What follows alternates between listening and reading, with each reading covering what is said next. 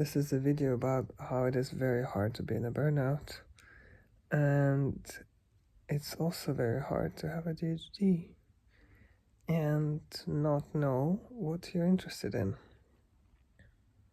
Why am I saying this?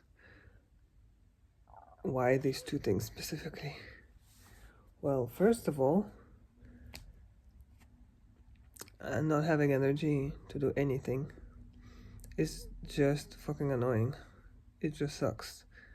And in that framework, you don't even have like a capacity to be really exploring what you like, what you want to do, because, well, no, even if you have an idea of what you want to do, you cannot do it to test it. But the other one is I cannot test it, right? But the other one with ADHD, I am not sure what I want to do, because anything I do, I'm kind of great at. Doesn't mean that I have not lost all of my, or majority of my skills through my burnout. But it's more like the only feedback I have from doing certain things is that when I'm interested enough, I just have a mechanism. I just know how to perfect things. The thing is, I'm not interested in perfecting things. When I see people who have like one passion in life, I am always so jealous. And I understand that at a certain level it comes back to me as a like non-acceptance of self, because it should be okay for me that I'm not like them, but I feel it like it's almost like an obstacle for me living my authentic life. I don't even mean it like this. Like, I just want to live a life, and I find myself not able to be doing that. And at this point of like overthinking in circles, should I do this? Do I want to do this?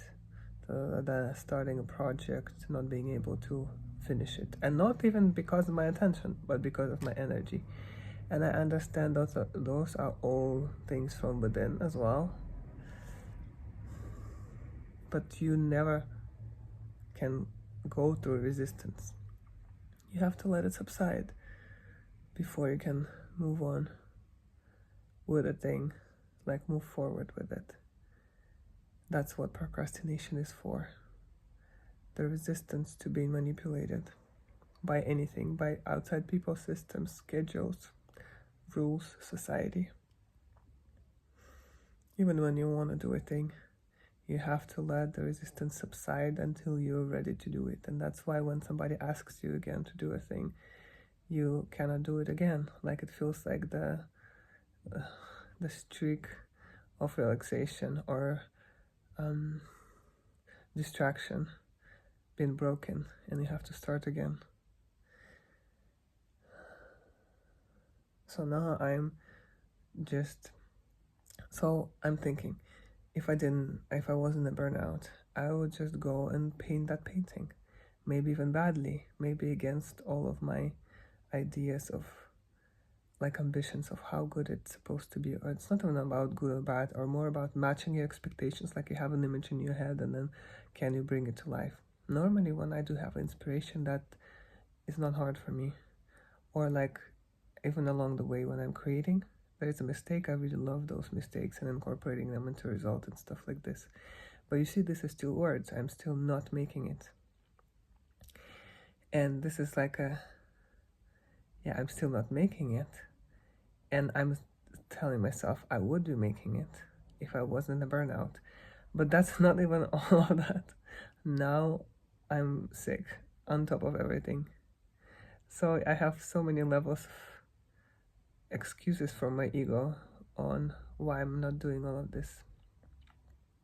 And here's the important thing that I wanted to say, and I just remembered right on time. Everything happens when it has to and how it has to. So yeah, I've been like sick for a little bit over a week, which is nothing in my terms. And I'm realizing, I watched this video about this girl talking about manifesting and stuff, and she was talking about EFT tapping. I'm not a fan of it, but she said this phrase that I know right now is very relevant to me. She said something like, even though and you say the negative thing you believe about yourself, I deeply love and accept myself. And I feel like this is probably the center line, like a center point of all of my struggles at any point, no matter how small or big. It is constant.